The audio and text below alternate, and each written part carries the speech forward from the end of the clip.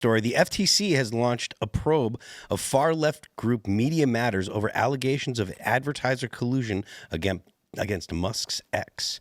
The FTC has reportedly launched an investigation into the far-left advocacy group Media Matters for America over its activism targeted tech billionaire Elon Musk's X. The New York Times reported Wednesday that the FTC had sent a letter to Media Matters inquiring about whether it had illegally colluded with advertisers in order to harm Musk's social media platform. Media Matters for America did not immediately respond to Fox News Digital's request for comment. A spokesperson for the FTC declined to comment. In 2023, major advertisers, including IBM, Apple, Disney, Lionsgate, and Paramount, fled X after Media Matters published a report alleging their ads were appearing alongside anti-Semitic content.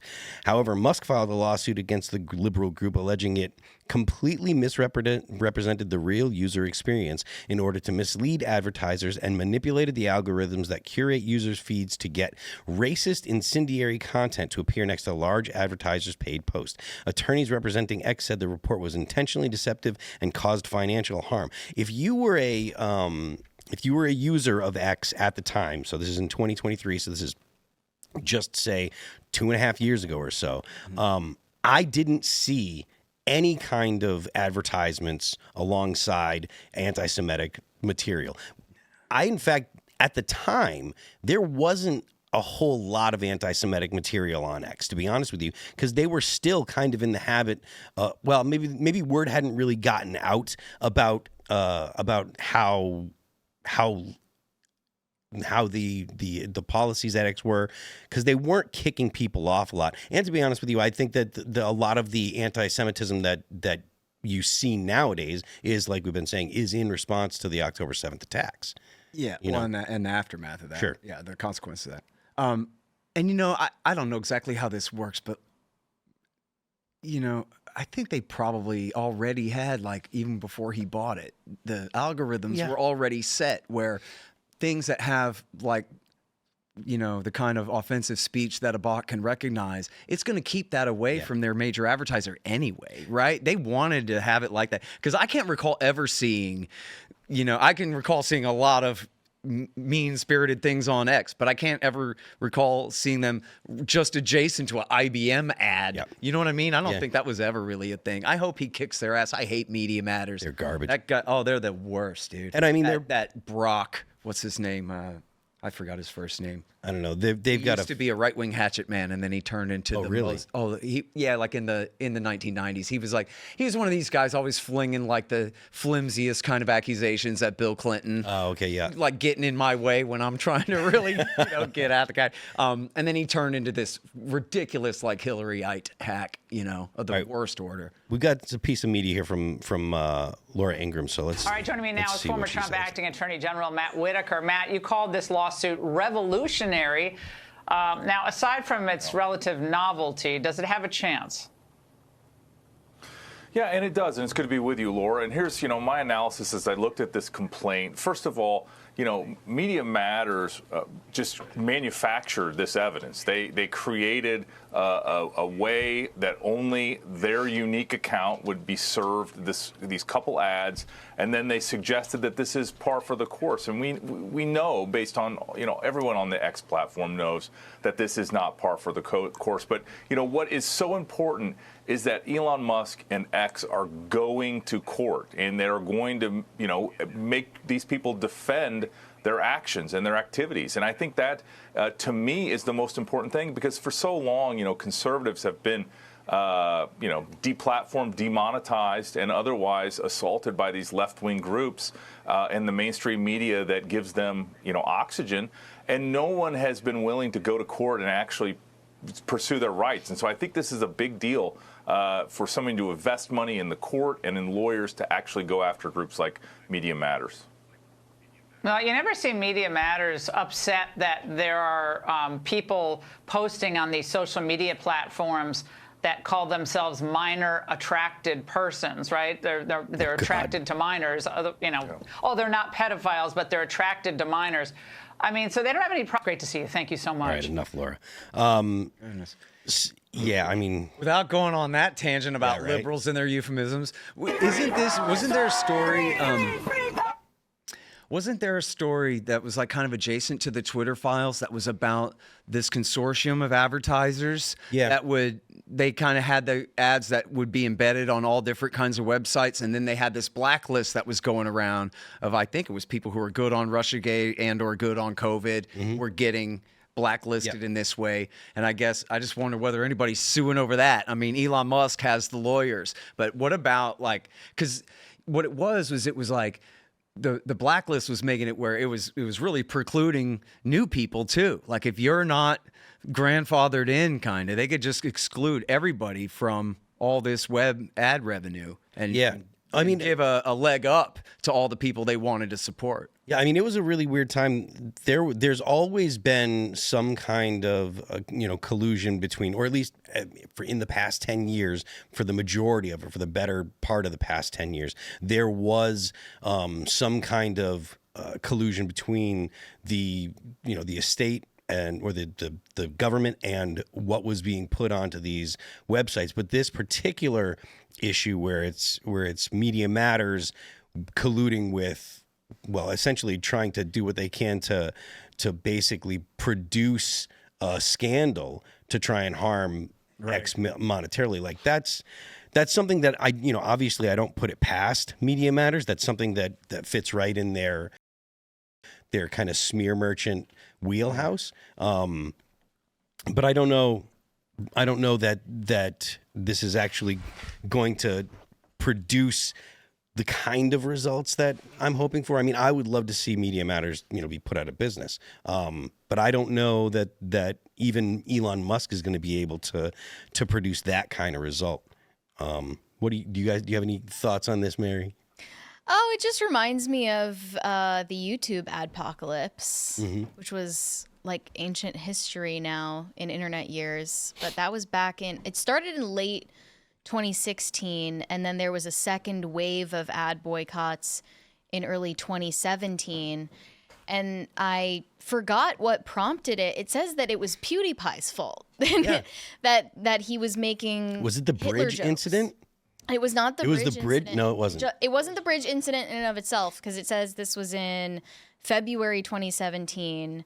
PewDiePie was under fire for posting videos that YouTube deemed anti-Semitic and hate speech, including jokes about Adolf Hitler and other things that I can't say out loud. Another example that I cannot say out loud on YouTube. And that led to the UK government, Coca-Cola, Dr. Pepper, Johnson & Johnson, and many other major brands pulling or pausing their advertisements on YouTube. So as a result, YouTube freaked out, and that's when they started cracking down on all content that was even geared toward an adult audience, let alone violating any community guidelines. So you couldn't even make controversial content at that point, which I was watching right-wing or right-leaning or even libertarian YouTubers at the time who were getting their channels completely demonetized. A lot of and gun then tubers it affected everyone else as well, like apolitical entertainers. Had their ad revenue docked in a major way, and it was no longer able to be a source for their livelihood. They got a hell of a monopoly with that YouTube. They really do. That's why platforms like Rumble are so important. So you should become a member of the Rumble, and so you can I join saw us for the one after on show. YouTube where, and you could have written like a short story about this or something. The guy's a real history professor from the University of Science or whatever the thing, and he's telling a story about how Hitler censored the book All Quiet on the Western Front, and he in the thing, I don't know what's going to happen to this YouTube later for me saying this. In this thing, you could tell he's completely exasperated. He goes, "This is the 6th time I've uploaded this video." Okay, so here's what happened: the bad mustache man took over the Yahtzee party, and then he went and he did the bad thing to certain individuals of Jewish descent, and he just has to jump through these insane. And it's like, what algorithm is inventing this newspeak that we all have to? Oh, the mean mustache man, he unalived many people and it's like, dude, you can't be a historian from a professor at a university and talk about Hitler censoring a book, an anti-war book? I'm not going to get in the world. I'm not going to get specific. The algorithm says so, right? Yeah, right? There's no person in charge. It's a bot that That's gets part of to the problem, decide. I mean, at the time when this censorship kind of was becoming something that these corporations wanted to do, AI is still very new. And so these algorithms, they're not, and I don't even think that an algorithm could properly do it now. It would get a lot of things that aren't necessary to be censored anyways. But 10 years ago when the adpocalypse happened, they were just babies. This technology was new, and so like they were getting all kinds of erroneous hits and stuff. But even still, like last night, there was a piece of news that came out that I'm not going to get into it, but it was regarding a Senate hearing about COVID and some of the vaccinations, and we couldn't talk about it because what the actual news was still might be something that would flag us here on YouTube because YouTube still is very finicky about what you're allowed to and not say. And how do you even test it and know what the lines are? They never even say what the lines are. Yeah, they don't. Right after the war, the Russia-Ukraine war started in 22, there was a email that went out from Google that said, you better watch out. We're going to demonetize anyone who says anything that implies that, whatever, the way that they phrased it, that Ukraine in any way had anything to do with why Russia would have invaded them, and we'll kick your ass, right? And like Google they're the kings of the world, right? They run the world. If Google can censor you, you're done. Yeah. But in this context, I do think that it's worth the lawsuit because of the collusion, or well, not collusion, but the efforts of Media Matter, because it was totally politically motivated, right? Like Elon Musk bought X, Media Matters, because they're far leftists. They're about as far left as you can get and still be considered mainstream, I think is probably a fair way to say it. Okay. They're without becoming, tankies. Yeah. I'm sure that they have people that work there that are far enough left that are like, well, it's okay, the stuff that Luigi Mangione does, considering people like Taylor Lorenz say that, and like she's made those kind of remarks. And so, if Taylor Lorenz makes that remarks, I'm sure there are people there that would agree with her. But overall, the organization as a whole is probably as far left as you can get without, falling into the bin of crazy. Although with their one and only mission being defend the Democratic Party and its power. I mean, that's what they're really about. They're not ideology first. They are servants of the Democratic Party. That is their one and only mission. All right. Well, okay. So take that for what it's worth. But the fact that they were, working against Elon Musk specifically because he didn't parrot their preferred politics, and even they have to cheat. Remember how Twitter was before Elon Musk? Absolutely. I just kind of block it out, like trauma based, like don't want to think about it. Man, it was horrible. Yeah, it was horrible. It was really, really rough. And they knew how bad it was that they were losing it. They knew what a hit that was going to be. And but that was not just because of they're losing the ability to control what people are saying, but the ability to build narratives. They could use X and people on X to repost and retweet and make one piece of media seem like it had all kinds of reach that organically it didn't. You ever read John Robb?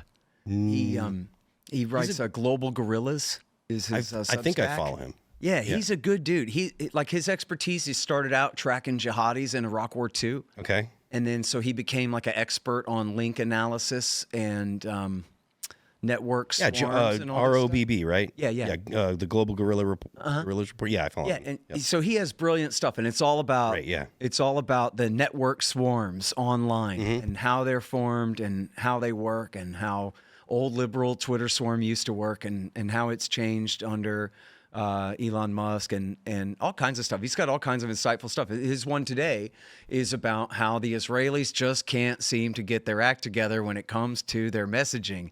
They're being absolutely demolished in the battle of public opinion. It's mostly because they're in the wrong, but it's also because their arguments suck. So, and they can't adapt to the new form of propaganda is basically what he's saying. Thanks for checking out this clip from Timcast IRL. Make sure to watch the show live Monday through Friday at 8 p.m. Subscribe to this channel, and we will see you all there.